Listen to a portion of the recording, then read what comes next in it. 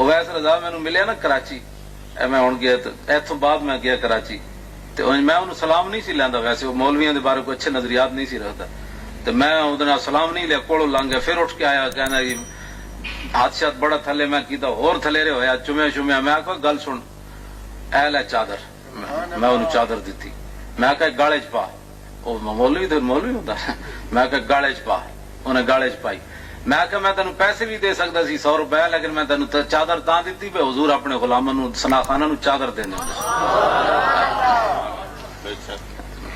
بھائی ساڈا کوئی ویر ہے نعت خاناں نال؟ ساڈا ویر کوئی نہیں، اسی کہتے ہیں بھائی نعت خان اہل سنت دے نمائندے مت بنا، نمائندے علماء بن، تسی نعت خان ہاں جی نمائندے نہیں اہل سنت دے، تساں ترجمانی اہل سنت ہی نہیں کر سکتے، ترجمانی اہل سنت دی علماء کر سکتے بس۔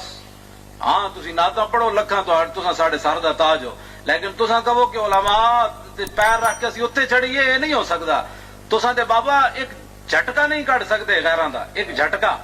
ہاں اے تے علماء ہی ہیں جناب، ستم کرے دھرا ہنر آزمائے تو تیر آزما ہم جگر آزمائے۔ نعرہ تکبیر، نعرہ رسالت، نعرہ حیدری، نعرہ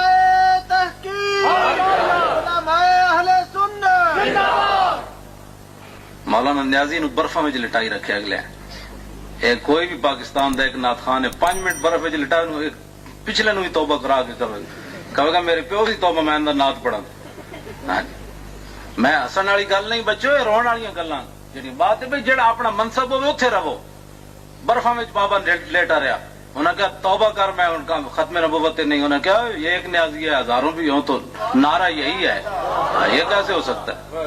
علامہ سید محمود احمد رضوی نے جناب قلعے لے جا کے انہوں نے ریڑھ دی ہڈی توڑ دیتی، ساری زندگی باہج رہے بےچارے، آپ ٹی بی ہو گئی، لیکن اس کے باوجود علامہ سید محمود احمد رضوی اسی طرح دلیر رہے جس طرح آخر دم تک، جس طرح پہلے دن دلیر رہے۔ اس واسطے علماء دا ہی کام ہے، یہ ہور کسی دے واسطہ روک کوئی نہیں، جدو اوکھا ویڑا آوے تے نہ ہور دلیری آ جاندی۔